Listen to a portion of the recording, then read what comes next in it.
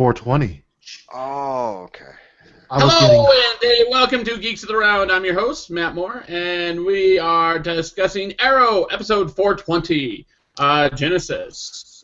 This isn't what I thought 420 was all about, but apparently I was wrong. All right, let's get into the discussion. Let's start with introductions. Charles, how are you doing, and what do you think of the episode? I am doing good, and I thought this episode was pretty weak. I did not care for it. I'm not. There were a few action moments that I thought were cool, but they were few and far between. Everything else is just. I actually enjoyed it myself, but what about you, Lou? What did you think? I would have rather gotten high. Yeah, but I think we'd all rather get high. Actually aired yesterday, and that would have been. The 420 happened on May the 4th be with you. Like, I don't know how that works. And May 4th. The 5th.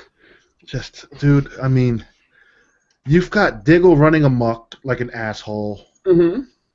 You've got Oliver with his self-fucking pity. It's like, dude, grow a pair.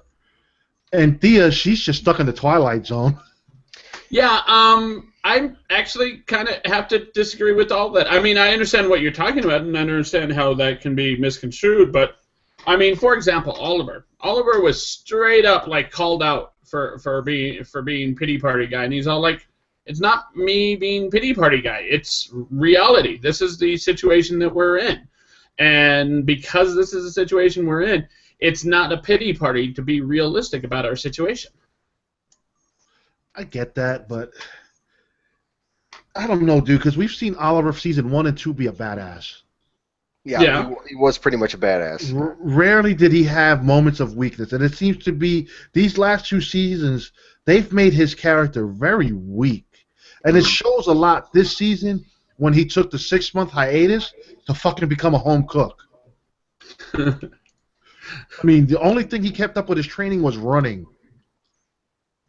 I mean, you've noticed his martial arts has taken a step back, or the choreography has taken a step back. One of the two. Oh, and I do want to apologize to the viewers. My lower third does not want to come up for the life of me. I don't know why. My name is Matt Moore. I'm sure you know me. You might want to go get your lower third checked. Who are you? My lower third checked. Last time I got my lower third checked, the person checking it had to touch my undercarriage, and I didn't like that at all. You know, I'm sorry. Who is this person that's like hosting this hangout? I don't know him. I mean, he says his name is Matt Moore, but how do we really know? The hat. Anyone can steal your hat. Yeah, exactly. No, they can't. Imposter. No, they can. I'd kill some motherfucker if they stole my hat. Especially if it has this logo on it. I just watched Captain America: The First Avengers very recently, and I realized that this pen isn't just like a generic Hydra pen. This is exactly the pen that was being worn by Red Skull. I did not realize that until I just rewatched a couple days ago. So I love this pen now. All right, so basically we have this story where Oliver decides, oh, I'm going to go find magic. And Thea's all like, oh, I'm going to go on vacation. And Nichols all like, oh, I'm going to go visit my wife. And they all go their separate ways. And they're all like, we should all keep in contact. And that is a red fucking flag right there. You know something's going to go down. Now, I didn't expect everything to go down, but something. But yeah, everything went down. Every single person that was involved in this, except technically, I guess Oliver wasn't attacked. But, I mean, everyone else was attacked in some way. And that's just it, is how the fuck did Hive know that Oliver was going to leave for the weekend? Well, like, how the fuck did they know that he wouldn't be around to save these fuckers? I think that they didn't know, but they also knew that if he did try to save them, because of Damien Dark's powers, he wouldn't have been able to do anything. Well, that's changing. Damien Dark got the second oh shit moment of this season. The first one was when he tried to get Thea, and he's all like, "Oh shit, there's nothing for me. Yeah, it's not working." And then of course it ended up affecting her later. But like it didn't happen at that time, and that surprised the fuck out of Damien Dark. And then that shit just happened again when Oliver like ended up countering everything back at him. You know, with John Diggle's wife being in that moving truck, I have to admit that was a poor setup. Because I just watched an episode of Banshee, season 3, where they had the same type scenario with a much better looking trailer truck. Guy had some awesome furniture, and golly, you're the head of Argus, and you got your shit looking raggedy. It didn't look raggedy inside. It looked like a base inside, because it is a base. Come on, man. It could have been a base with some nicer furniture. Really, bunk beds. You know, that nicer furniture type thing only applies to bad guys. Argus is bad. Basically. No, they're not. I hate to admit it, but Charles has a point.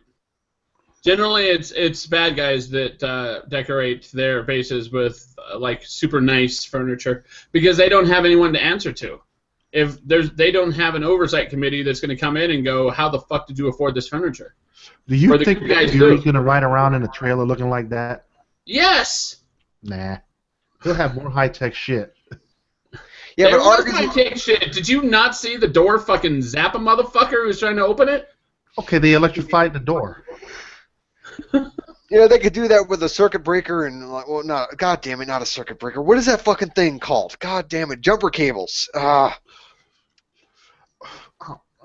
Dude, this just talking like a portable battery, like a rechargeable battery. Yeah. This season started so strong, and it's gotten. No, I really think this episode.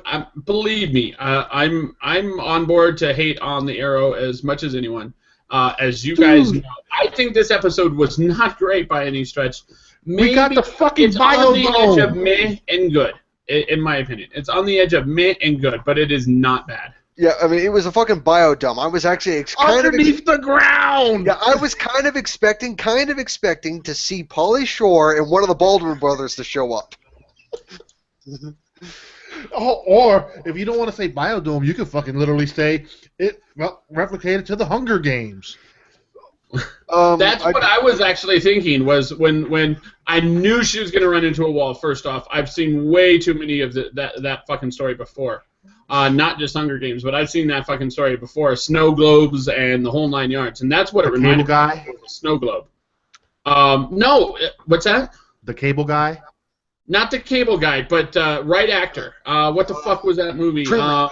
The Truman Show? The Truman Show. The Truman Show. Yeah. I was waiting for that shit. So when she was running, I'm all like, there's going to be a fucking wall right there. Oh, wait, there's no wall. Oh, no, there it is. I'm sorry, I was just a couple seconds too fast. Like that's what she said. I'm sorry, Matt, you walked right into that one. Yes, so did Thea. In any case.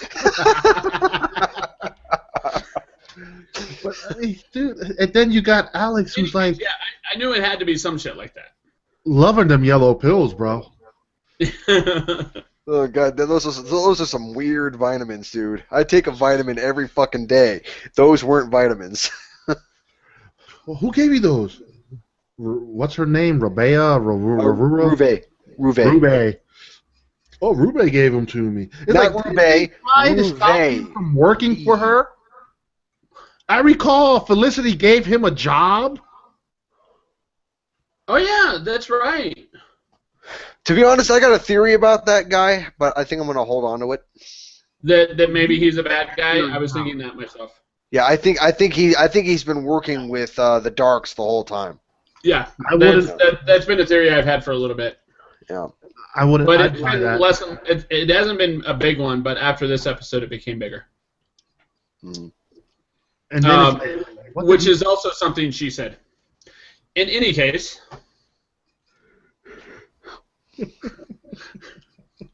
That went over his head. Yes. What? I don't know. I wasn't paying attention.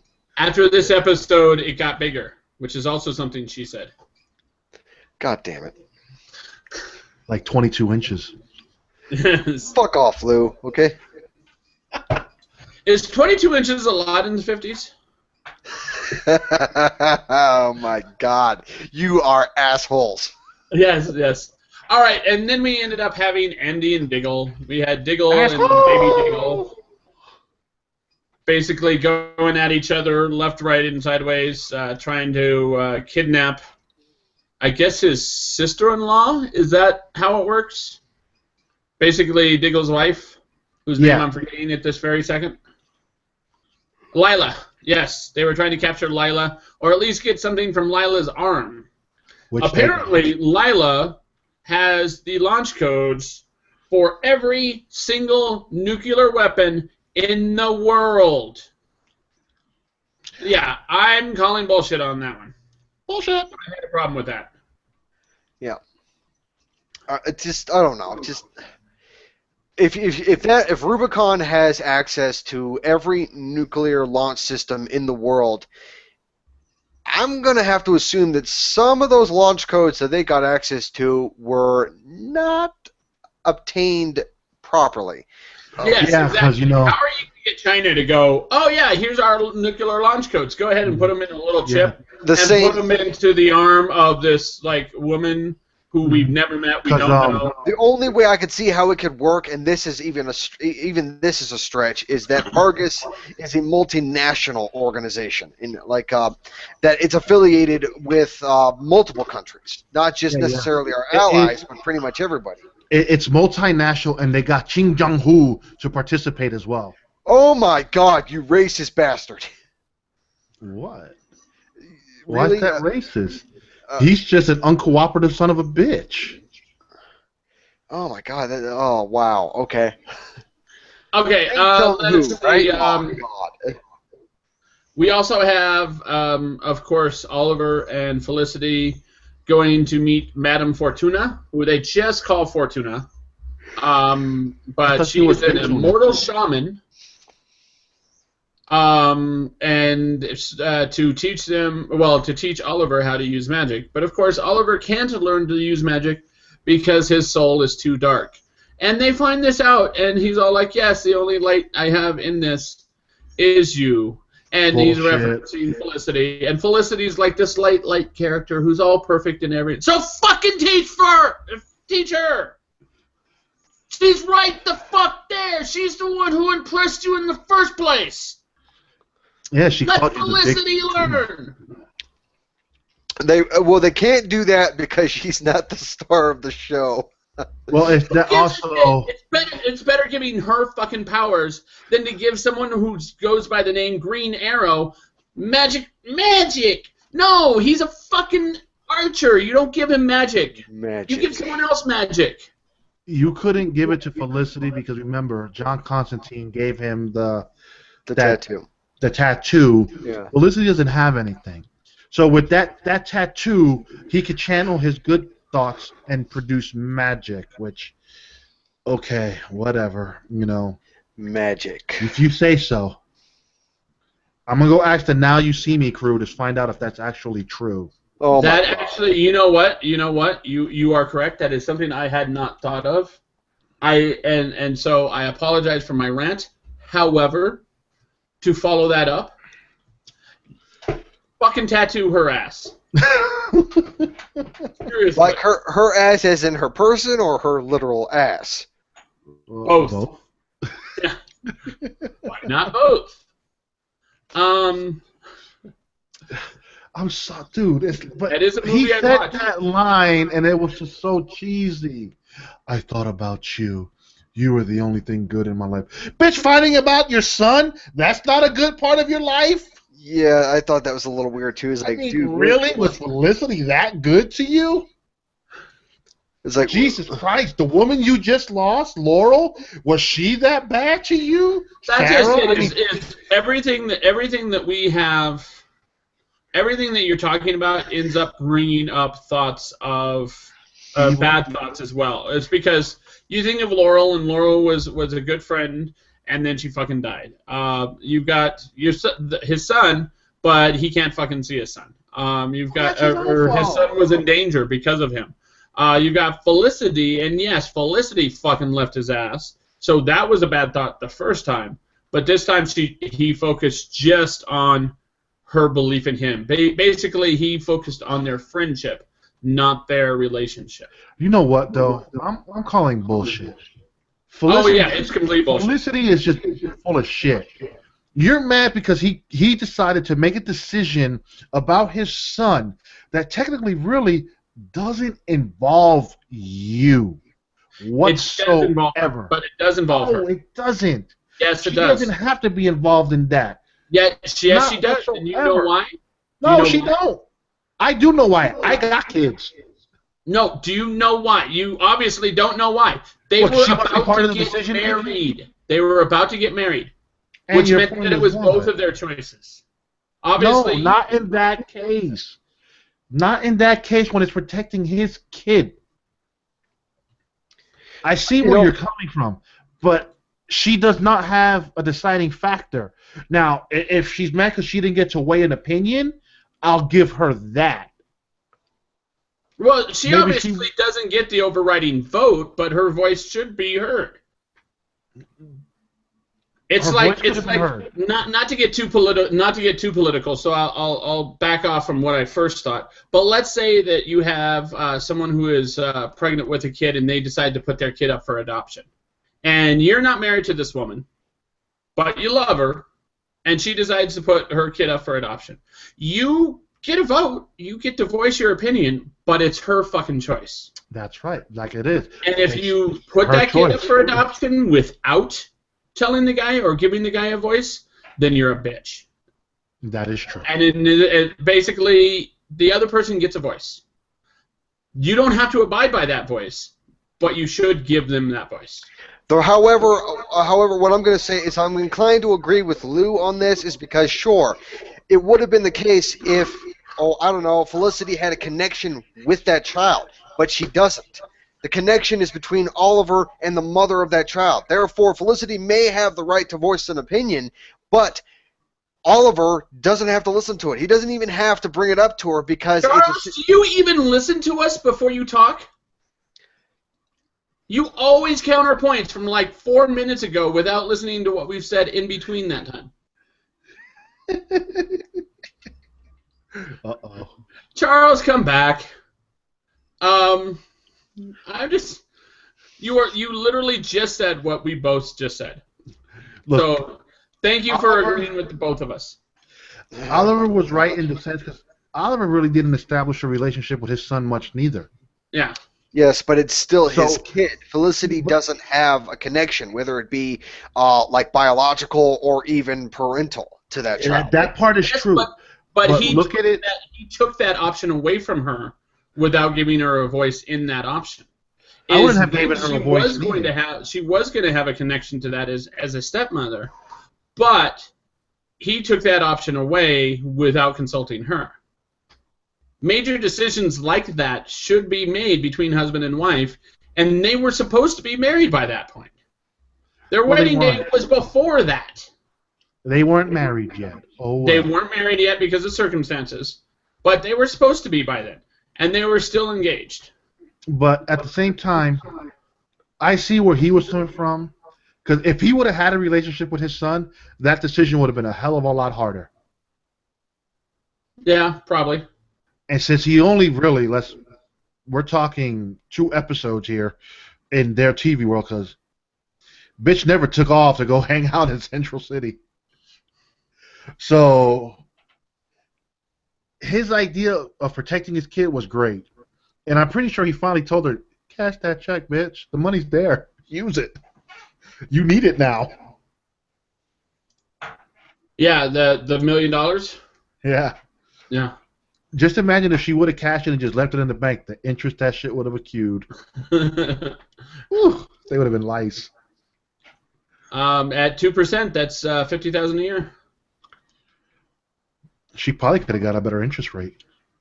Yeah, that's just it. That's like our interest rates. Like, at $1 million, she could probably get more than that. So let's see. What else do we want to talk about this episode? Thea is in a fishbowl. Somehow Oliver and Felicity got back from the city in time to save... Yeah, they got back from the Hub City. Where the fuck was Hub City? And they were back so quick to come save Diggle Wiggle and little Sarah. I know. What's up with that? I mean, maybe Hub City's like nearby. I mean, really, come on. Let's think about it. Hub City sounds like it's Central City because a hub is, and then things are around it. Central City is, in the middle of other cities. Hub City sounds like maybe just another name for Central City. You know what it is? Ray Palmer has a supersonic jet that no one knows about that can fly from city to city in 10 minutes. No, what happened is Ray Palmer left a couple Atom suits behind, and they've been getting around using those fuckers. There you go. Boom. Problem solved. I I understand Diggle Wiggle shot his brother, but where did he shoot his brother that killed him? I'm actually kind of confused as to how he was even able to die, because wouldn't the ghosts themselves wear, I don't know, body armor? Well, depending where he got shot. Yeah. He got shot in the torso, probably around the abdomen. Well, then And he it has a looked vest. like he was wearing some sort of body armor. But remember that at one point, Diggle told Oliver, "I know where to shoot you to get past that body armor." He probably knows the same thing about what Andy was wearing as well. He probably knew exactly where to shoot. Okay, yeah, that's true. Like, you shoot Oliver in the head, there's no Teflon on the head. Well, there's also the creases in the suit itself. I mean, there are places where you can shoot that are going to be a lot more effective than the main masses. Yeah, but you need to be like an expert marksman to be able to do something like that. But I want you to meet Diggle Wiggle. Diggle Wiggle, meet Charles. Because obviously Charles doesn't know who the fuck you are, Diggle Wiggle. I mean, I would have liked to see a bullet hole or blood coming out of the side somewhere, not his fucking mouth, because, I understand you're a PG-13 network, but you could give us a little bit of shit. I mean, what the fuck? Just in the beginning of the episode, you had Damien Dark use fucking magic to stop a bullet and fling that bitch back through someone's forehead. Yep. And then he broke a bitch's neck. That was probably their allotment of bullet wounds. They probably can only have so many in an episode. You know what? I could buy. If that's the case, then I could buy that. You used it on Damien Dark. You know what? Headshot perfect. And then you got Damien using the fucking force. Bitch, I'm gonna break your neck and back. Bitch, woo! Oh yeah, that was actually pretty good. I love seeing that because he basically tossed one guy and then he just literally just contorted him completely and totally. Or maybe it was a her. It was the her. But yeah, made her into a pretzel as she was running away. It's fucked up. Dumbass, why did you get up to run? You could have just sat there and said, you know what? I have nothing to do with this. I'm on your side, bro. I'm on your all side. Hail Damien. I'm on your side for now. So let's see. What else do we have? Anything else we want to talk about? I got nothing. Genesis, wasn't that a group? Yes, it was a band, and they mentioned the band in the episode. Yes, they did. I also used to play Sega Genesis. Yes. Yeah, Sega Genesis was the shit. That was probably one of the best game consoles ever made. And then we got the accessory pack to make that bitch a 32-bit system. I had Sega CD. Yeah, Sega CD wasn't bad either, but still. I preferred the card. Echo the Dolphin, or Eco the Dolphin. I remember that shit. Yeah, Eco the Dolphin. My God, I remember that. Although my favorite game was Kid Chameleon. Yeah. So, in other words, we don't have X-Men. anything else to talk about. So, do we have any wild speculation? Other than me thinking that Alex is working with the Darks the whole time, I got nothing. Okay. How about you, Lou? I'm just muscling through this season. I'm just looking forward to the season finale because I'm so over this junk. Yeah, I'm probably not going to come back next season either. Oh, I'll come back because hopefully they'll get their shit together. Really? We'll see. We said the same thing in season 3 in anticipation for season 4. We did. Yeah. But season 4 started off fucking good. Yeah, that's why we need to give it more episodes before we finally say, like, oh, this season's actually not that bad. And they already said, the writers have said that they're going to make the flashbacks better next season because they're going to be in Mother Russia. We'll see.